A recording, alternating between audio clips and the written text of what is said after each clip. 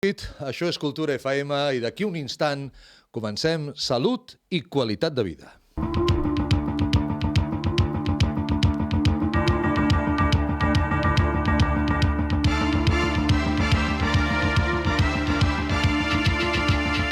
Señoras, señores, muy buenas tardes, ¿cómo están? Un placer, como siempre, darles la bienvenida, saludarles a este tiempo de radio que le llamamos Salud y Calidad de Vida, un tiempo de divulgación médico-sanitaria. Mi nombre es Ricardo Aparicio. Llevamos 36 años haciendo este programa y me encanta porque todavía buenos amigos como los que hoy están aquí y que ustedes, si nos siguen ahora mismo en directo desde cualquier lugar del mundo, a través de Facebook Live, los pueden ver, pues se acuerdan de que esta sigue siendo la sintonía original de aquel 1983, cuando empezó esa historia, como digo, pues ya hace 36 años.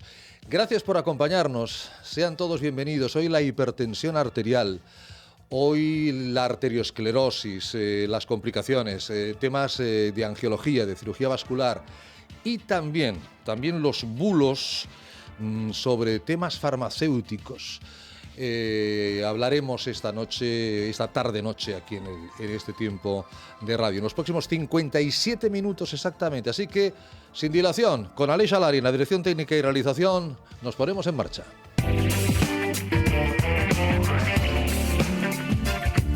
Cultura FM. Bueno, como les decía, para mí es un auténtico placer hoy tener a dos excelsos médicos, pero también amigos, sobre todo amigos, porque hace más de 30 años que nos conocemos, que empezábamos con esto de la divulgación médico-sanitaria. No se crean que ahora hay mucha gente que habla de salud, ahora hay mucha gente que toca temas de sanidad, pero hace 30 años, los médicos no iban a la radio. Les hacía un poco de yuyu ir a la radio. A ver qué me preguntará esta persona. Seguramente me preguntará porque habrá salido en la prensa que fue a un quirófano porque tenía un problema en la rodilla derecha y le operaron la rodilla izquierda. Y entonces el tema, había un poco de temor, había un poco de respeto ir a los medios de comunicación, pero afortunadamente nos hemos hecho muchos muy buenos amigos, por ejemplo del profesor Antonio Coca. Profesor Coca, muy buenas tardes. ¿Qué tal? Buenas tardes. ¿Se acuerda usted de aquellas épocas, no? Sí, claro que me acuerdo. Cuando le llamaban a una radio y tal, decía, uy, ¿esto es en directo o no es en directo? Porque además si no era en directo, luego dice, no, yo esto no lo he dicho, ¿no? Han puesto en mí palabras que no citaba. El profesor Coca es catedrático honorífico de Medicina de la Universidad de Barcelona, es coautor de la Guía Europea de Hipertensión Arterial del año 2018, fue en su momento presidente del Consejo de Hipertensión Arterial de la Sociedad Europea de Cardiología y miembro también del Consejo Ejecutivo de la Sociedad Europea también de Hipertensión Arterial. Es decir, que si decimos que hoy estamos los que nos oyen y los que nos ven a mi derecha, a su izquierda, con una autoridad mundial en la hipertensión arterial, pues es algo de perogrullo. Así que gracias por acompañarnos y bienvenido, profesor Coca. Gracias, Ricardo. A mi otro lado está el doctor Modest Guerola. El doctor Guerola es angiólogo, tiene su doctorado en medicina y cirugía, que eso es importante. Aquí llamamos doctor a mucha gente que es licenciada. Hoy no, hoy tenemos a dos doctores con su doctorado. Es angiólogo, es cirujano vascular y es una persona que durante muchos años de su vida fue el cabeza de lanza de la investigación en el mundo de los marcapasos. Doctor Guerola, gracias por acompañarnos también. Muy buenas tardes. Dos buenos amigos. Luego entraremos por teléfono también con el profesor Allue Creus. Así que, bueno, sus profesiones y sus especialidades tienen relación, sin duda alguna. Sí, sin duda. Sin duda alguna. La parte médica y la parte quirúrgica, ¿no? Muy relacionadas. ¿Qué tal está usted de presión arterial, doctor Guerola? ¿Lo sabe? Sí, estoy 120/70. Pues le acaba de dar una alegrona al profesor Coca. Sí. O sea, a nivel popular, 12,7. Está a 12,7. Presión óptima. Presión óptima. Yo estoy a 15,8,5. Esa ya no es óptima. Esa ya no es óptima. 65 pulsaciones por minuto. Bueno, pero vamos a ver, doctor Guerola, usted que es maratoniano, usted que es deportista Fui de élite. Fui de maratoniano, sí. Bueno, maratoniano no, pero era corredor de fondo, sí. Y eso hace que el corazón, ¿no? Sí, ¿no? Reduce la presión. El ejercicio físico regular y sobre todo el de larga duración reduce la presión. Mantengo actividad física, ¿eh? Hago un mínimo de 10 kilómetros a la semana, andando. Yo decía, yo 15, 8,5, eso ya no es óptimo, porque sé que la guía europea de aquí coautor, el doctor Coca, habla de 14,9. Ese es el límite. Ese es el límite, y a partir del 140-90, del 14,9, hay que medicar, hay que hacer algo. Sí. O no siempre medicar. Sí. A ver, ha habido durante muchos años discusión sobre ese tema, Sí. porque tampoco teníamos evidencias sólidas de que el tratamiento con medicamentos, al reducir la presión cuando estabas un poquito solo por encima del límite, fuera beneficioso. Cualquier tratamiento tiene siempre, no siempre, pero puede tener efectos adversos, y entonces, si no hay una evidencia muy sólida de que tomar el medicamento reduce la mortalidad por una parte, o bien la incidencia de un infarto de miocardio o de una hemorragia cerebral, pues entonces no había indicación. Pero afortunadamente en estos últimos años sí que se ha acumulado esa evidencia, de manera que hoy día sabemos que tratar a cualquier individuo, incluso de riesgo muy bajito, que tenga más de 140, entre 140 y 150, en ese rango de presión, el medicamento hace efecto y alarga la expectativa de vida. Por tanto, hoy día hay que tratar a todos los sujetos que están por encima de 140-90 basado en evidencia científica muy sólida. O sea, no hay discusión. Yo tendría que estar medicado. Más bien. Eso es una presión de hace poco tiempo, ¿eh? Hasta hace poco estaba bien. Pero porque fíjense ustedes, vamos, el profesor Coca, el doctor Guerola se acordarán, porque somos coetáneos, prácticamente somos coetáneos, y yo recuerdo todavía cuando empezaba en Radio Salud, una emisora que se creó en Barcelona en ese año 83, por eso digo, desde aquel momento está funcionando este programa, que decía, yo lo entendí muy fácil porque nos lo contó el doctor Gaspar Olomar, en paz descanse, ¿se acuerda usted del doctor de diagnosis médica? Decía, mire, Ricardo, y los oyentes, para que se enteren de una manera fácil, ¿cuál es la presión arterial ideal? Póngale usted, si es de la veintena, 12. Si está en la treintena, 13. Si está en la cuarentena, 14. Si está en la cincuentena, 15. ¿Se acuerda, doctor Coca? Sí, eran los mitos de entonces, sí, los bulos. Claro, ¿sí? con lo cual, yo si sigo esa regla, estoy estupendo. Era 100 más la edad. Exacto. Y la mínima era la mitad más 1. Eso. Eso, pero eso saltó en pedazos, sobre todo por los americanos. Sí, porque los estudios de las compañías de seguros, sobre todo. Claro, y porque yo me acuerdo, hace unos 20 años, que vino un catedrático de estos americanos, que lo entrevistábamos en Protagonistas, con Luis del Olmo y tal, que ya hablaba de 12 como máxima. Y a alguien se le ocurrió decir, profesor, usted lo que quiere es que seamos todos hipotensos y nos vayamos cayendo por la calle. No. Es decir, ni tanto ni tampoco, ¿no? No, porque lo que sí está bien establecido es que a partir de 115, es decir, de 11,5, el riesgo aumenta de una manera lineal. De manera que es peor tener 12 que tener 11,5, vamos a decirlo en palabras muy simples. Sí. Peor tener 13 que tener 12, y así vamos subiendo. Lo que ocurre es que no hay ninguna evidencia científica sólida que nos diga que un individuo que está, por ejemplo, a 13 de máxima y que no tiene ningún riesgo especial, simplemente se lo mide, 13 de máxima, darle medicamentos y bajarle la presión le dé beneficio. No hay ninguna. Por tanto, sí lo hay a partir de 14. Y por eso el punto de corte está en 14 y no está en 12, ni en 13, ni en 11. Pero que conste que el riesgo en la población general es lineal desde 115. Dicho en palabras muy simples, cuanto más bajita sea la presión de un individuo sano, espontánea, la propia, mejor para él. Esa es la idea. El tema de Estados Unidos es un tema de seguro, está claro, es un tema económico. Me decía el profesor Coca cuando sacó esta guía del 2018, es una guía europea, pero es una guía aprobada en todo el mundo, salvo Estados Unidos. Estados Unidos come aparte, pero que tampoco desdeñaban mucho el 14-9. Ellos están más por el 13-8. Sí. Pero bueno, es aquello de primos hermanos. Pero debo decir que es verdad que ellos han definido la hipertensión por cifras superiores a 13-8. Sí. Pero curiosamente, la actitud que recomiendan es la misma que nosotros. Exacto, sí. O sea, que en ese sentido, un individuo, por estar en Estados Unidos o por estar en Europa o en Nueva Zelanda, si el médico que lo atiende es un médico bien formado y sigue las guías, va a recibir exactamente el mismo cuidado, que eso es importante. Otra cosa es que en Estados Unidos para unas determinadas presiones a uno le pongan la etiqueta de hipertenso, pero lo que van a hacer con él es lo mismo que lo que haríamos aquí en Europa. ¿Hemos quitado ya la guía de prehipertenso? Bueno, es una denominación que está ya en desuso, porque a lo que ellos llamaban prehipertensos. Existía hace unos años. Claro, pero es lo que ellos llamaban prehipertensos, ahora es lo que han definido ya como hipertensos. Nosotros nunca utilizamos esa denominación porque preferimos hablar de presión normal alta.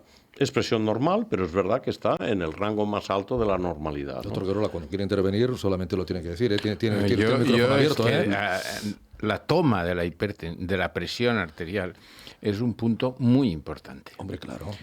Yo por eso muchas veces presto más atención a la mínima que no a la máxima, porque esa persona anciana que ha llegado pues a la farmacia porque llegaba tarde y le toman la presión nada más llegar, pues va a tener pues 16 o 17.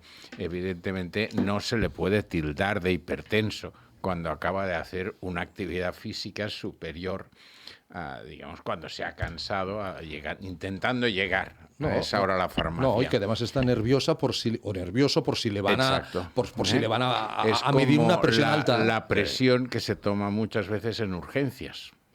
Cuando una persona acude a urgencias... no solo en urgencias, en muchísimos sitios. Bueno, se toma muy mal. Llego al extremo. Entonces, yo en mis pacientes, sobre todo la tercera edad, también hay que tener en cuenta la arteriosclerosis que tenga esa persona. ¿Qué es para usted la tercera edad, doctor Guerola? Porque ahora esto está también... No te lo sé decir. No le diga usted anciano a alguien de 85 años, no, por favor, ¿eh? No, yo veo la tercera edad cuando es una persona que ha perdido capacidad física, cuando es una persona pues que no vive esa vida activa que desearía vivir.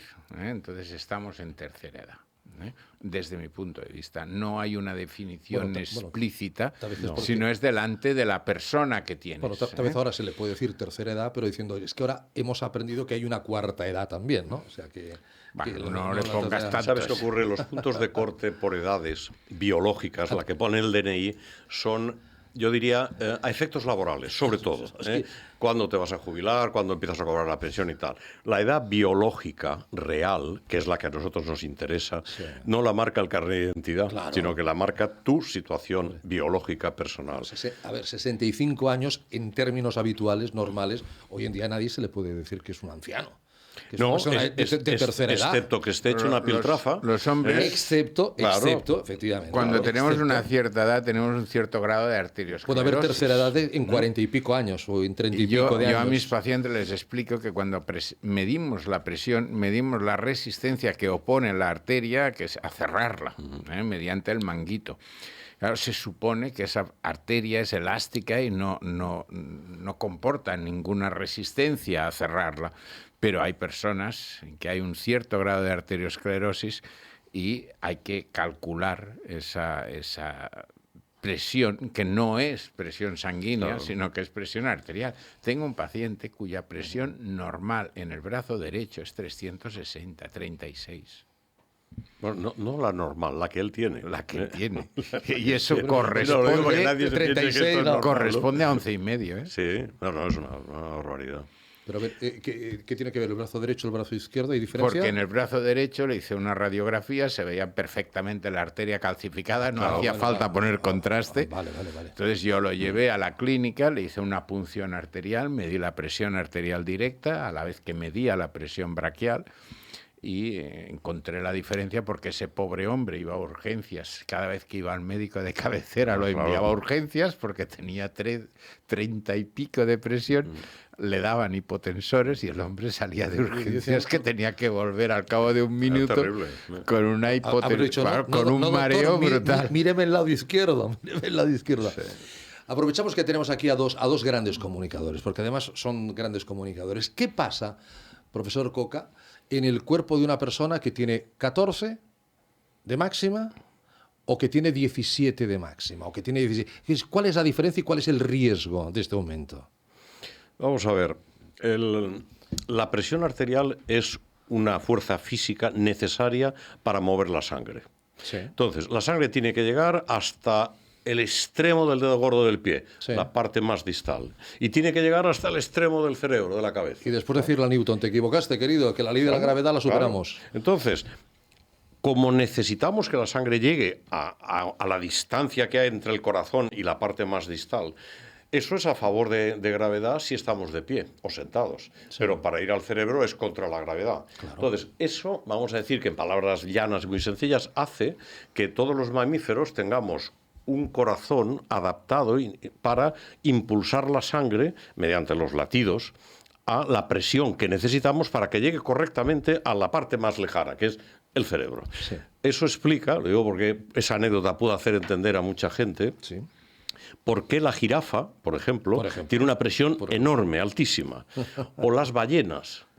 Las ballenas tienen presión, son mamíferos como nosotros. Pero es un animal enorme. No tanto por el tamaño, sino por el hecho de que como se sumergen a lo mejor a 400, 500 metros de profundidad, sí, la presión del agua sobre el cuerpo hace que su corazón tenga que ejercer una fuerza para que la sangre llegue hasta la superficie de la ballena. Entonces, dicho de otra manera, la presión es una expresión de la fuerza del corazón para mover la sangre a través de unas arterias que se supone, como decía el doctor Guerola, que son unas arterias, tubos circulares elásticos, en perfecto estado.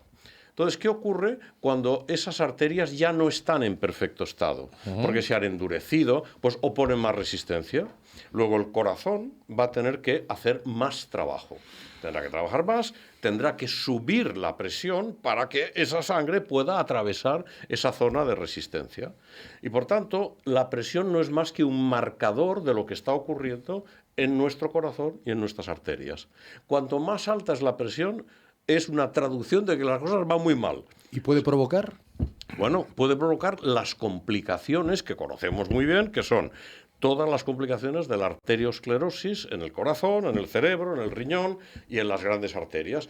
El doctor Guerola se dedica sobre todo a las grandes arterias, pero es que la expresión de esto, por ejemplo, en el corazón, ¿qué es? El infarto de miocardio. En el cerebro, la trombosis cerebral, claro, la hemorragia cerebral. La arteria es un vaso elástico que tiene una cara interna que está especialmente preparada para que la sangre resbale por esa cámara, por ese tubo, sin formar coágulos. Ese vaso se distiende cuando aparece la presión sistólica y se reduce, se contrae con la presión diastólica. Es un vaso elástico. Si tú tienes cualquier goma y la sometes a una distensión superior a la que él está preparado, esa goma va a tener pequeñas heriditas, va a tener pequeños desgarros, que se van a resolver. Pero muchas veces esos desgarros, ya sea por cuestión congénita, ya sea porque hay muchos, resultan en cicatrices que pierden elasticidad. Y a veces una hipertensión idiopática en un joven que está pues a 14, está 13, 14, una presión idiopática quiere decir que sin una causa conocida. Que no se sabe la causa, exacto. Esa presión con los años puede llevar a esa persona a una arteriosclerosis, lo cual es un cuadro muy grave. Entonces, la presión puede provocar, igual que la arteriosclerosis provoca hipertensión, la hipertensión puede provocar arteriosclerosis en cualquier vaso sanguíneo. Es un círculo vicioso. Es una de las enfermedades cosa mantiene la otra. Crónicas más importantes que hay, que afecta a más personas. Podríamos unirla a la diabetes. Alcoholismo, obesidad hipertensión. ¿Cuántos? ¿8 millones que hablamos la última vez? Aproximadamente en España. Sí, en España unos 8 millones, sí.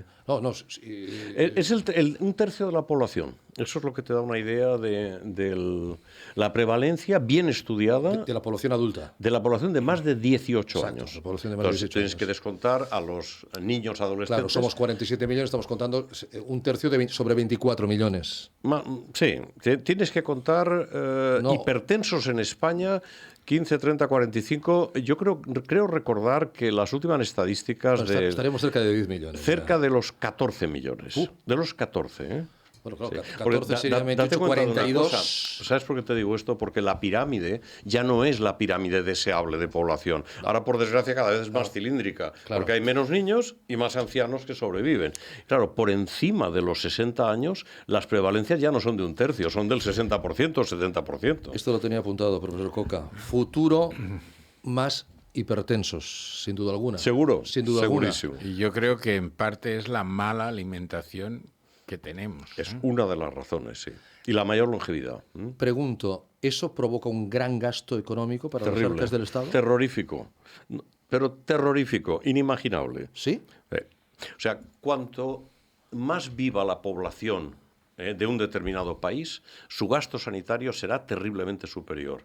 A no ser, O sea, que para el Estado que nos muramos a los claro, 70, ¿no? a no ser que el Estado se sensibilice de la importancia de la prevención primaria. Ahí está. Y por tanto, Ahí está, ahí facilite está. todo lo que son las políticas de envejecer lentamente y por tanto estimular el ejercicio físico, la dieta, la alimentación, el nivel de vida. La pobreza es un factor de riesgo. Seguro. Y eso está en la guía. Seguro. O sea, la guía lo dice claramente. El estatus social y económico Seguro. de la población es un factor de riesgo cardiovascular. Sí. Cuanto más pobre, más posibilidades tienes de morirte antes. De enfermedad cardiovascular. Me dirás, no, hombre, porque es pobre. No, porque la pobreza conlleva a mala alimentación, Claro. conlleva a dificultades en el acceso. Antonio, Salud y calidad de vida. Claro. calidad de vida. Salud y calidad de Dificultades vida. en el Calidad de acceso vida. al tratamiento médico. No, que si uno no tiene posibles, pues se va a lo barato. Claro. Se va a la barra de pan, se va a la hamburguesa, se va a la pizza, se va...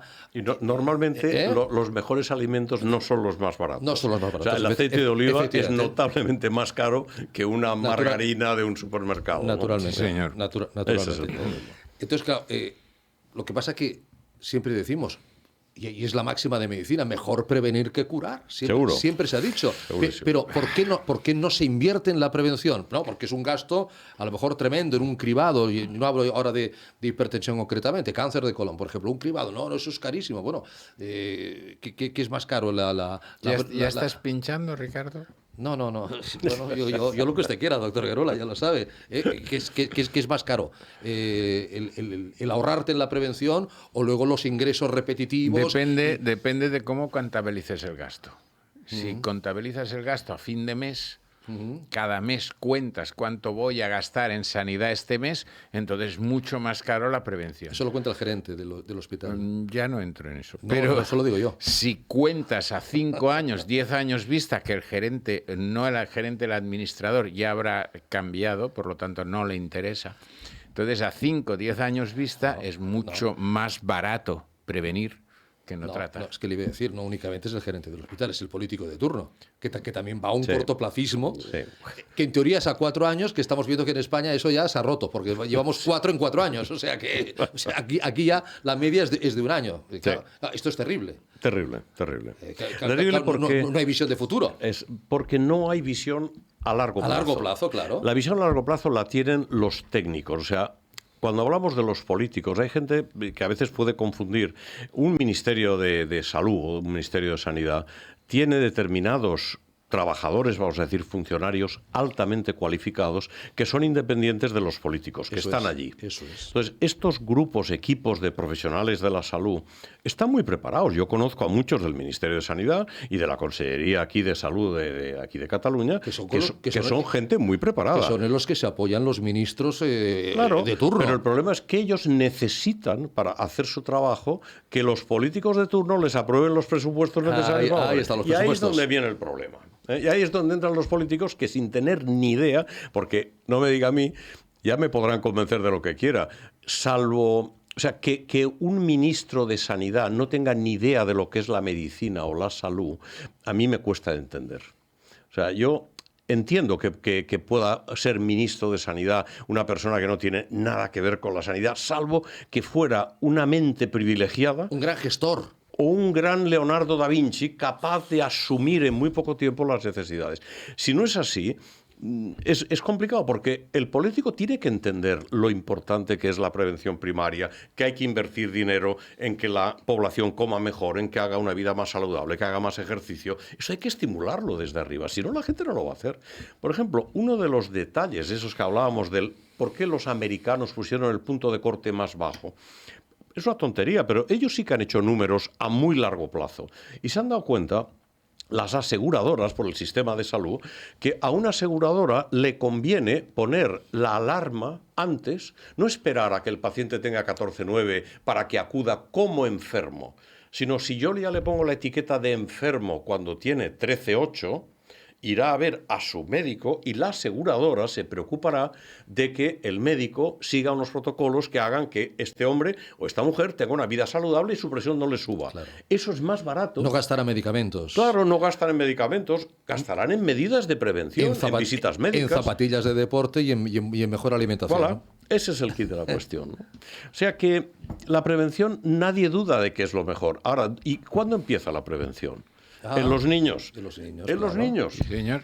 Profesor, yo de verdad, es que porque no existe la hemeroteca, esa famosa hemeroteca que hay programas que hablan, nosotros en la radio no la tuvimos. Ahora sí, este programa afortunadamente va a quedar grabado seculan seculorum, o sea, ahora ya estamos en el mundo en la era de Internet. Pero yo siempre decía, la medicina tiene que entrar en las escuelas. Yo estudiaba que Ceilán era un país, ya no existe, ahora es Sri Lanka. Es decir, la lista de los reyes godos, ahora voy... ¿Para qué me sirven los riñones? ¿Para qué me sirven los pulmones? ¿Qué importancia tiene que haga ejercicio? ¿Por qué no debo de comer bollería industrial el niño? ¿Por qué incluso le tiene que decir a papá y mamá no hay tiempo para, y hablo en general, no hay tiempo para una educación sanitaria. No hay tiempo para que una vez a la semana haya una asignatura que sea cuida tu salud? Pero no es la asignatura, es la política en general. Cuando unos padres están bien orientados, esos padres transmitirán esos conocimientos a sus hijos. No hace falta que sea todo en la escuela. Pero primero hay que educar a los padres. Y antes habrá que haber educado a los abuelos. A esa persona de edad avanzada que no sale a andar, hay que hablar con él y eso no es 5 minutos y decirle, oiga, usted tiene que andar. Yo siempre he dicho que el estilo de vida depende muchas veces del momento en que estás viviendo y las circunstancias de tu entorno familiar, de la escuela y de muchas cosas. Yo siempre pongo, no es un ejemplo, pero sí es una explicación de que cuando yo era un niño y un adolescente, como en esa época teníamos pocos entretenimientos, no existía la televisión, correcto, era un invento inexistente, y entonces, ¿qué hacíamos? Hacíamos muchísimo deporte, porque tampoco existían los autobuses escolares, de manera que tú al cole ibas caminando. Andando. Y dependiendo de dónde vivías, cada día, te gustara o no te gustara, hacías 4 o 5 kilómetros caminando para ir al cole. Eso estaba muy bien. Eso durante años y años y años. Como no teníamos otra cosa en que divertirnos, jugábamos al fútbol o hacíamos deporte y como locos. Entonces, nos pelábamos las rodillas de maravilla. Entonces, vamos. Todo eso, y además encima, como eran unas épocas difíciles en el país, pues no comíamos mucho, porque la cosa no estaba para grandes eventos. Entonces, claro, ahora hemos pasado de una situación social, vamos a decir, de carencia, a una situación social de opulencia, lo contrario. Tú ahora vas a un súper, hay de todo y mucho. Entonces, todo el mundo, ¿qué hace? Come más de lo que necesita y hace menos ejercicio del que debe, porque los niños van o con el coche de su mamá o con los buses escolares, suelen comer en los colegios, con lo cual ya no hay tránsitos. Entonces, el ejercicio físico, en muchos casos, no en todos afortunadamente, se ha sustituido por la Game Boy, la Play, la tele. Cuando llegan a casa se dedican a jugar, a verla esto, pero no hacen ejercicio físico. Entonces, esa es la gran lacra que tiene toda la infancia y adolescencia, no solo de España. No estoy hablando de un problema español. Hablo del problema del mundo en general. Eso es global. Seguro. Global. Porque ahora que dice esto claro, los chicos llegan a casa, se tumban en el sofá, la televisión, la PS4 o lo que sea. ¿Cuántas personas con con hipertensión arterial, profesor Coca, con hipertensión arterial moderada, como la mía, por ejemplo, simplemente andando 1 hora al día, Simplemente cambiando hábitos alimentarios podríamos solucionar el problema sin necesidad de medicación. A ver, solucionar el problema... Es decir, volver a cifras previas. No muchos. Al 14,9. Sí, no muchos. Esa es la realidad. Esa es otra cosa. Es otra cosa. Porque esto tiene mucho valor cuando tú partes de la estricta normalidad. Tú estás en presión óptima. ¿Pasada la frontera es difícil volver? No es que... A ver, no es tan fácil. Ya. Es mucho más fácil evitar que la presión suba que cuando ya está arriba intentar que baje. Y eso es algo que tendría que tener la gente en la cabeza. De la misma manera que es más fácil no engordar si eres capaz de retenerte, abstraerte, no comer determinadas cosas, que cuando ya estás gordo perder peso. Eso todo el mundo lo puede entender. Sí, Una vez que te has puesto peso, qué difícil es perderlo. En Navidades en España todo el mundo se mete un par de kilos más. O tres. Qué difícil es perderlos. ¿Y entonces qué ocurre? Y eso sí que yo lo puedo decir, es una anécdota, pero en las historias clínicas de mis pacientes, que yo llevaba 25 años viéndolos, yo se lo enseñaba de, mire, cuando yo le conocí a usted, pesaba 65 kilos, ahora pesa 87, cada año se ha puesto un kilo. ¿Y cómo puede ser, doctor, que Pues, vaya...? sí, porque lo que tú te añades, aunque pierdes parte, es muy difícil volver a la normalidad. Entonces yo creo que todas esas medidas... Y porque el cuerpo también ralentiza su metabolismo. Claro, porque con el envejecimiento todas las cosas van cambiando, pero es que además es que es difícil, es muy difícil. Entonces la gracia de la prevención primaria es prolongar el tiempo de salud lo más que se pueda, es decir, evitar la enfermedad. Pero fíjese que hablando de una patología tan prevalente, tan importante, con los efectos, es decir, como factor de riesgo de un ictus, de un infarto de miocardio, de una arteriosclerosis, etcétera, etcétera. Yo recuerdo que el profesor Coca el año pasado, en otras instalaciones, en otros micrófonos, me decía, hace tiempo que hemos tocado techo en cuanto a la investigación farmacológica. Ya hemos llegado desde el punto de vista médico a decir, esto es lo que hay para mantener perfectamente a las personas hipertensas.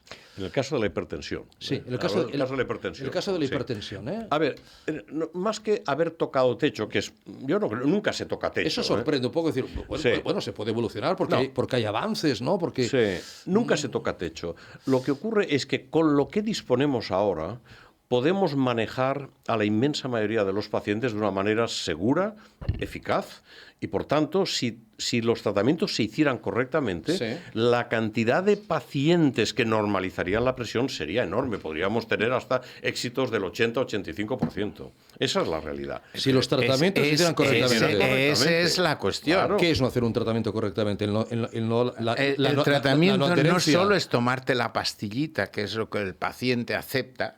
Viene un paciente y le dices, mire, una pastillita cada 12 o cada 8 horas. Ay, sí, doctor, no se preocupe. Y me pondré el despertador. Y cree que tomándose la pastilla trabaja sola. No basta, ¿eh? Hay que educarle, decirle, tiene usted que andar, tiene que controlar la dieta, hay determinadas bebidas que no son apropiadas por usted.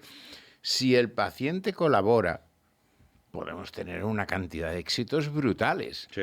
Ahora, el tratamiento es el conjunto de las dos cosas, al menos desde mi punto de vista. No solo la pastilla. Lo que ocurre es que con el concepto de las pastillas hay muchos pacientes, y sobre todo a medida que vamos avanzando en la edad, que tienen multitud de pastillas que tomar. Ahí estamos. Entonces, ese es un gran problema. Ahí estamos. Un enorme problema. Entonces, una de las mayores, yo diría, bueno, no puedo hablar todavía de éxito, pero sí de las recomendaciones más importantes de la guía europea actual, es preconizar que siempre que sea posible se utilicen combinaciones en un único comprimido. Es decir, si nosotros en lugar de tomar 3 o 4 medicamentos, si los podemos poner en un solo comprimido, eso es mucho más fácil para un paciente tomar una pastilla que tomar 4.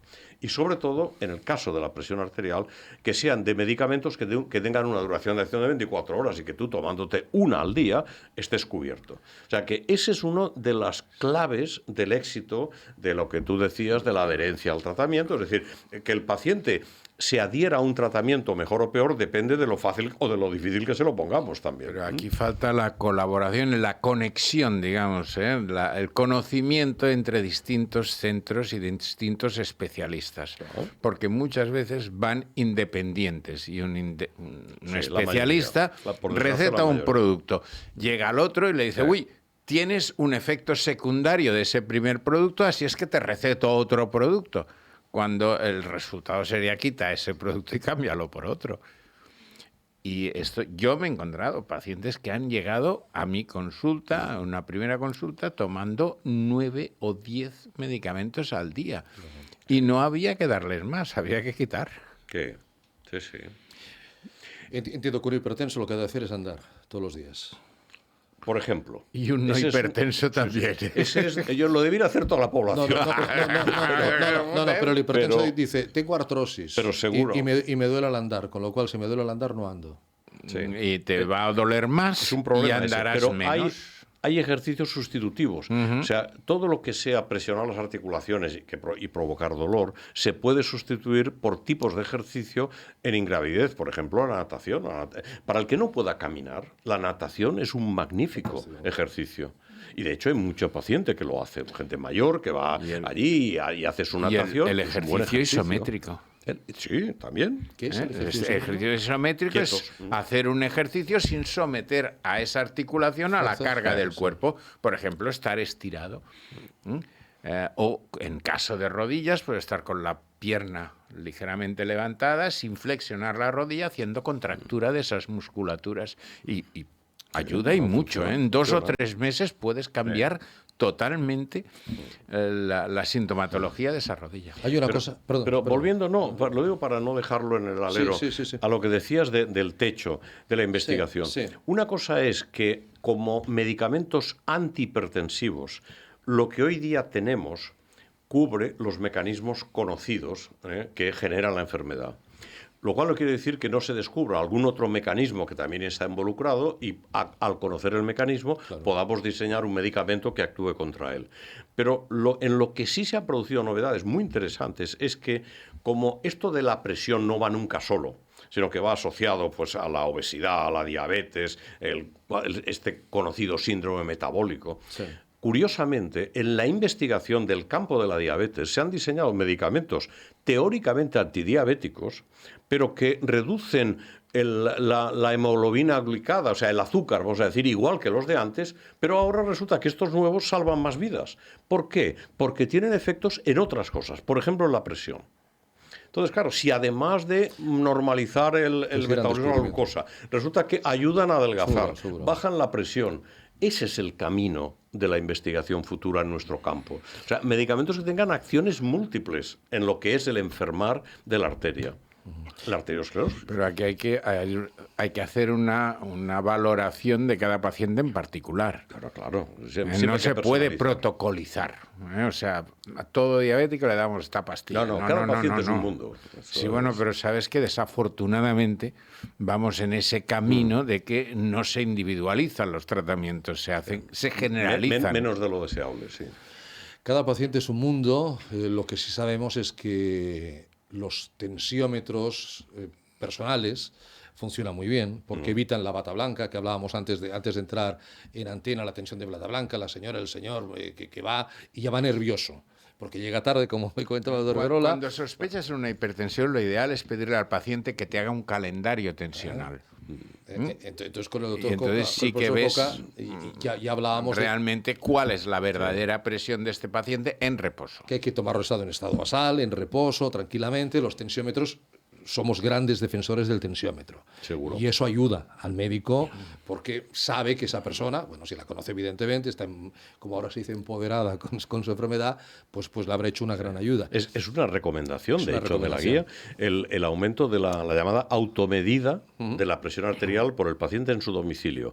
Pero eso no quiere decir que esa automedida sea a discreción del paciente. No, cada día a la misma hora. La automedida tiene que estar muy bien organizada, porque si no, no sabes lo que mides. O sea, que eso es muy importante. Pero calendario. es verdad que la automedida tiene un gran valor para el paciente y para el médico, sin duda lo tiene. Ni tampoco tomársela cada 10 minutos, por aquí, No, que tengo el tensiómetro. Pero yo les indico a los pacientes cuándo y cuántas veces tienen que tomárselo en función de cada paciente. Pero no podemos estar en contra de las nuevas tecnologías. Y las tecnologías avanzan mucho. En la radio, ya ven, ahora hay cámaras, hay iluminación, etcétera. Y ahora hay una cosa que se llama... Ahora todo es inteligente. Ahora todo es smart. Ahora todo es... las televisiones inteligentes y los relojes inteligentes, los smartwatch, que también toman la presión arterial, profesor Joca. Sí, y detectan. Dice, tómese la presión arterial, controle las pulsaciones de su corazón. Hay bastantes artefactos en los smart, hay muchos relojes. Hay muchos. Claro. Y habrá gente que dirá, bueno, pues ¿para qué tomarme yo comprarme tensiómetro si ya tengo el Smart y... A la persona hay que enseñarle a ponerse el manguito. ¿Qué decimos a día de hoy de los smartwatch? Claro, está hablando de estos relojes que tienen multitareas y que son capaces... Que además dan la hora. De dar la hora, además, es lo último que dan, pero además te dicen, bueno, la frecuencia cardíaca, la presión que tienes, incluso la onda de electrocardiograma, bueno, es una cosa tremenda. Si te llaman por Facebook, yo Instagram, creo que no hay que negarse a las nuevas tecnologías, seguro que no. Evidentemente que no. Pero es verdad que ahora hay muchísima investigación en estas nuevas tecnologías por el método de medida. Entonces, lo que hay que afinar es que el método de medida que utilizan estos relojes, que no tiene nada que ver con el método de medida que utilizamos para medir la presión arterial a través del brazal, el brazal que presiona la arteria, sea auscultatorio, oscilométrico, los ruidos de Korokov, o sea, toda la información científica que tenemos, de eso que hablábamos, de la relación entre la presión y la muerte, y la presión y el infarto de miocardio, está hecha con medidas de brazal. No hay nada. No con medidas de muñeca. Nada. O sea, con de muñeca, entre las razones porque no existía. Cuando las compañías de gas de los años 50 y las compañías de seguros americanas después de la Segunda Guerra Mundial hicieron los estudios que demostraron que tener la presión alta acortaba la vida, en esa época no existían los smartwatch. Entonces, todo se hacía midiendo la presión con el brazal. ¿Cuándo van a hacer la próxima guía de hipertensión arterial europea? 4 o 5 años, normalmente. O sea, para el 23, 22... Sí. Pero antes seguro que habremos escrito algo. Ahí tendrán que escribir del smartwatch, no, seguro. Ya hay escrito seguro, mucho, ¿eh? Seguro, si se hace una revisión bibliográfica, hay multitud de artículos, sobre todo por la metodología. Y la discusión entre los científicos, por esto los que publican esto son ingenieros, la inmensa mayoría son ingenieros y físicos. Entonces, la discusión está en ver qué método es el mejor para reducir los artefactos. Si es la fotopletismografía, porque es a través de haces de luz que cogen un capilar de debajo de la piel y entonces miden el flujo. Ahora están en esa fase tecnológica. Una vez que ellos crean que técnicamente son capaces de detectar con mucha fiabilidad la presión, tendrán que empezar los estudios de validación comparando estas presiones con las presiones del brazal con el manómetro de mercurio. Es decir, yo creo que esto está muy bien para la gente sana como una estimación de cuál puede ser su presión o su frecuencia cardíaca. Pero nunca, no confundamos, utilizaremos esto para un diagnóstico o el seguimiento de un enfermo. Son cosas eso está diferentes. muy bien para el joven sano que hace running y que para saber cuál es su frecuencia cardíaca, cómo está, los kilómetros que hace, las calorías que consume, perfecto. Eso está muy bien. Ahora, tú eres hipertenso, ya es otro cantar. No. A ver, si eres hipertenso y haces ejercicio... Control. No. Sirve para saber tus limitaciones, pero no sirve ni para diagnosticar ni para saber cómo va mi enfermedad.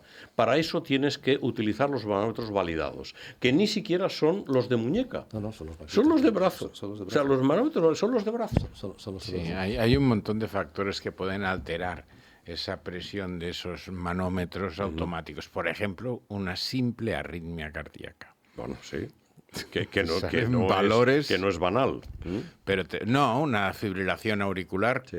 Pero eso sigue siendo un problema, fíjate, incluso para la medida de la presión con el método tradicional, ¿eh? O sea, no hay todavía...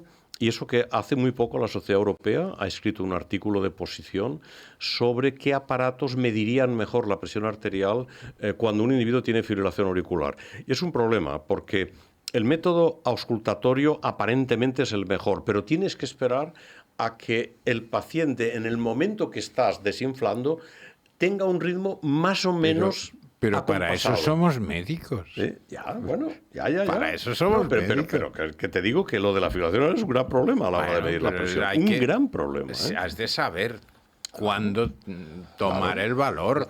La fibrilación auricular es cuando hay una arritmia de 180, 190 cuando hay una importantes. extrasístole, cuando hay una pausa, y la corazón pausa va loco. compensadora, el Sí. primer latido da una presión altísima. Claro. Y esos aparatitos que normalmente toman el valor máximo te dicen que estás hipertenso. Yo es que esta semana he oído un comentario y en un programa de divulgación como este no puedo dejar, estamos ya terminando, pero no puedo dejar de recordarlo. Hay gente todavía, profesor Coca, doctor Guerola, que confunde la presión arterial con la presión ocular. ¿Con la presión ocular? Sí. Caray. Ostras. Pues son cosas muy diferentes, ¿no? Yo No tiene nada que ver, ¿verdad? No, pero absolutamente. No. No, debe ser con la presión intraocular. Con el glaucoma. Con el glaucoma. Con el glaucoma, claro, vamos a entenderlo así, ¿no? Vale. A ver, es verdad que... He ido por un problema ocular y el médico me ha dicho que Sí. estaba a 20-15. No, Sí. no puede ser. Sí, no, a ver, no tiene nada que ver una cosa con la otra. Eso que quede claro ya, Que quede- para no que liarnos. quede claro, exacto. una cosa es la presión intraocular Arterial y otra la del ojo. cosa es lo que estamos hablando aquí, la presión arterial. Nada que ver. Lo que ocurre, y eso hay que pensarlo con sentido común, es que si yo voy al oculista Eso es. y creo que estoy bien, me miran, me meten el aparatito, me miden la presión Te intraocular. hacen un fondo de ojo. ¿Eh? Te han de hacer un fondo Te- de ojo. Te hacen muchas cosas, Claro. pero te miden la presión y te dicen, uy, tiene usted una presión intraocular muy alta, ¿eh? Esto vamos a tener que cuidarlo porque si no se puede usted quedar ciego. En ese momento... Y es agarras peor. una taquicardia, te crece, claro, te claro. sube Perdona, la perdona. reacción de alerta. Te asustas, y si te asustas, claro, te y si asustas, te miden claro. la presión, la tienes por las nubes. No, Esto- es que incluso No. algunos oculistas les dice tienes una hipertensión y no especifican. No dice Con que es lo ocular, cual- no dice que es exacto, ocular. Con lo Claro. cual el paciente te llega a la consulta, fui al Claro. oftalmólogo y me ha dicho que soy hipertenso. Bueno, te diré una cosa. Si los pacientes tienen más de 70 años, tienen un 70% de posibilidades de acertar de que el paciente sea hipertenso, Las dos cosas, porque las dos por cosas. encima de los 70 años la prevalencia es del 70%, ¿no? Pero no tiene nada que ver una cosa con la otra. Y los tratamientos son totalmente diferentes. No tiene nada que ver. Que quede absolutamente claro. Pues, profesor Coca, yo le agradezco muchísimo el tiempo que nos ha dedicado. Es un placer. Ha venido usted hace pocas horas de Paraguay, se va a México. Tiene usted ahora muchas vinculaciones con Latinoamérica. Sí, sí. Bueno, las tengo desde hace años ya, sí. Sí, sí, porque soy un poco el nexo de unión de la sociedad europea con todas las latinoamericanas. Entonces, ellos siguen nuestra guía, curiosamente, Es un un en Latinoamérica. continente No que me siguen la fascina. americana, siguen la europea. Y por eso tengo yo muchísima Eso relación. es gracias al idioma. Sin duda, claro. Gracias al idioma. Claro, claro. Porque amamos en la lengua materna. Sí, sí, sin duda. Nos enfadamos en la lengua materna. Claro que sí. Y nos curamos o enfermamos en la lengua materna. Sí, sí. Cuidado. Es muy importante. Es- aunque, Qué filosofía. no, esto porque me lo han dicho. Es decir, pero aunque tengan Estados Unidos cerca, prefieren un médico que hable su idioma y España. Sí, sí. España tiene Es así. tiene un gran prestigio en Latinoamérica, tiene un gran prestigio. Hombre, la medicina española está a un grandísimo nivel. Evidentemente, y nos O sea pueden que- estar viendo seguro que amigos desde Estados Unidos y desde Latinoamérica también prefieren un médico que hable su lengua materna, sin duda alguna. Incluso aunque tenga una formación inferior, que no es el caso. Que no es el caso. Que no es el caso. Que no es el caso. Yo si quiere, doctor Guerola, les invito a que se queden. Yo me voy a quedar, quiero saludar a Josep. Sabes yo- que lo conozco desde hace años. Yo voy a descansar. Profesor Coca, un placer. El placer ha sido mío. Gracias como siempre por su tiempo y por... Ahí tiene usted, no se lo deje, porque hoy hace un viento en Barcelona realmente importante. Tenemos a Josep Allué Creus, doctor en farmacia. Profesor Allué, muy buenas tardes. Muy buenas tardes. Usted calentito en su casa, ¿eh?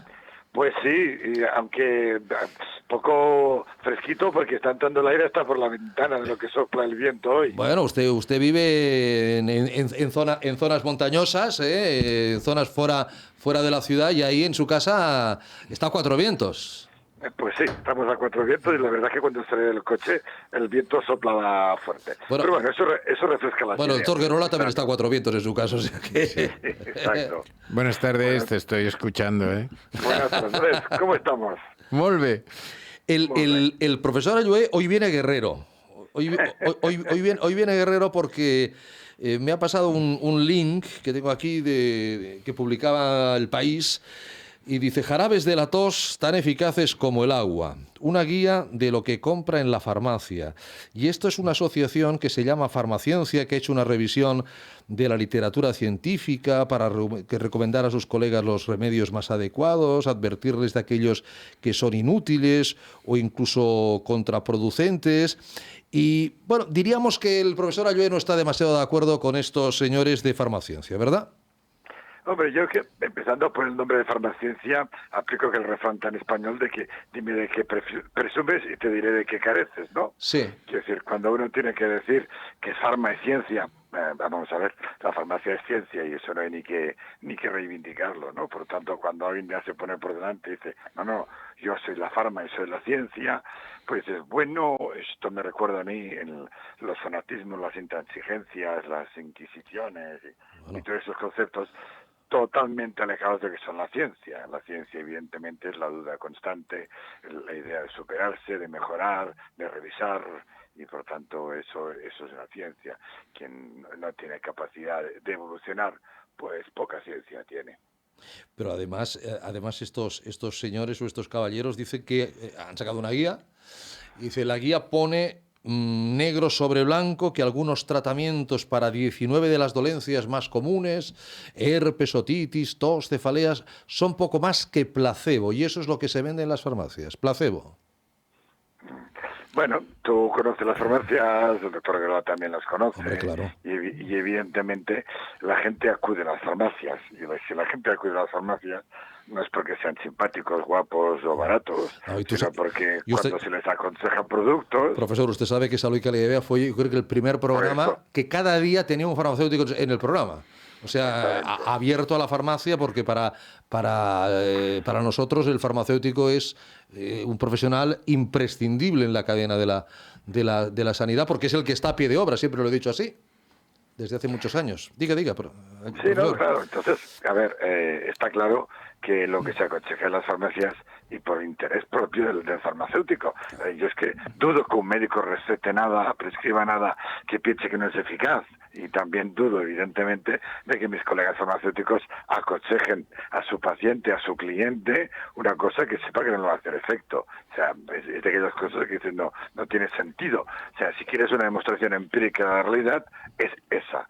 Quiere decir, lo que se aconseja es efectivo, pero evidentemente es efectivo en función de las personas.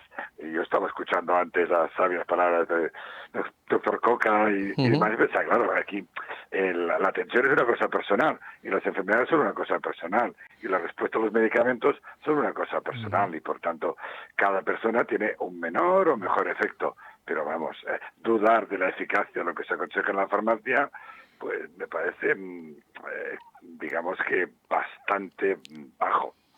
El profesor Ayue Creus, que recuerdo, es doctor en farmacias, profesor de Biología Vegetal en la Universidad Autónoma de Barcelona, es vocal de Plantas Medicinales y Homeopatía del Colegio Oficial de Farmacéuticos de Barcelona. Lo que sí es cierto, profesor Ayue, es que en los últimos meses parece como que la farmacia, el farmacéutico está muy en entredicho.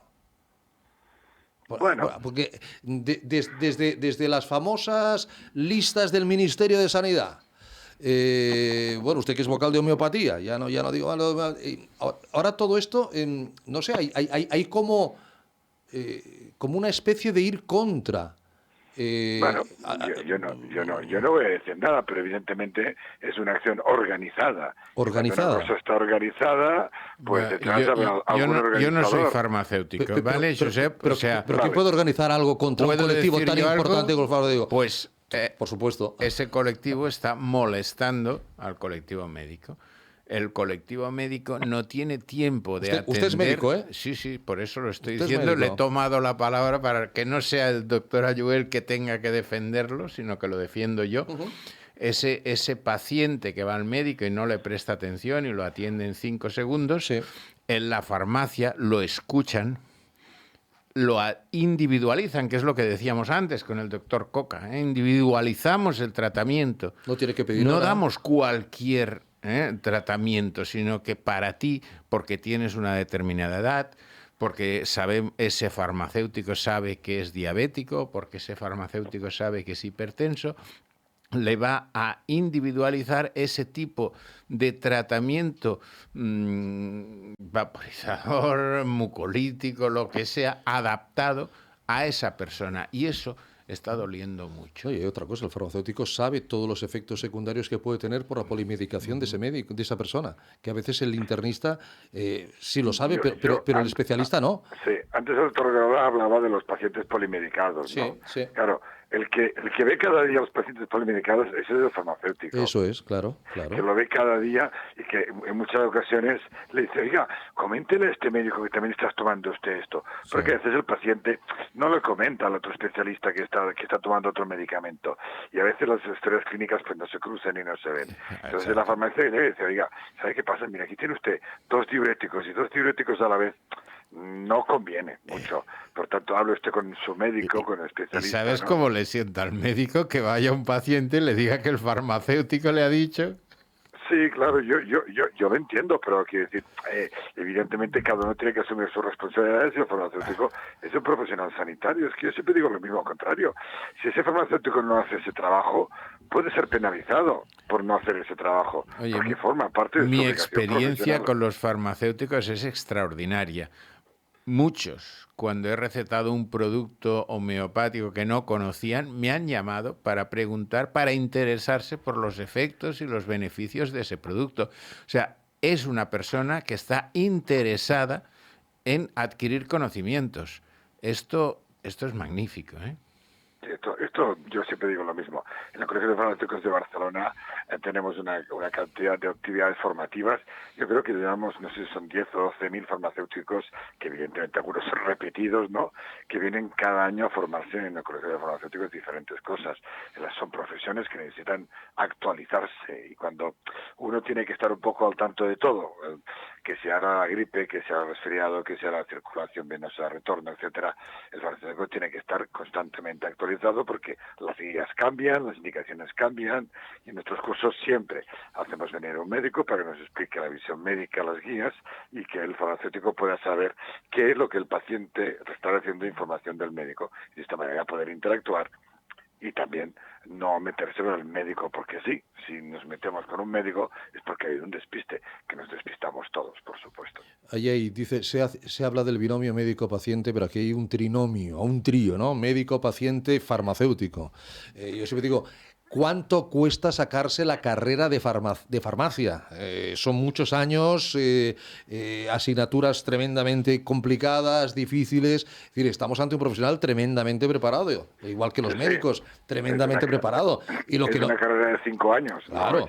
Claro. No es una carrera de 3 ni de 4, son 5 años. Claro, y lo que no va a hacer el farmacéutico es, como se pretende decir aquí, es dar un mucolítico en lugar de dar agua, porque es lo mismo, por ejemplo. Es que no le interesa, ni por motivos comerciales, entiendo que el paciente esté contento y vuelva, ni por motivos profesionales. Por supuesto. Porque si no lo hace bien, puede tener consecuencias porque tiene una obligación. O sea, cuando un médico prescribe y escribe una receta, tiene una responsabilidad y lo sabe perfectamente.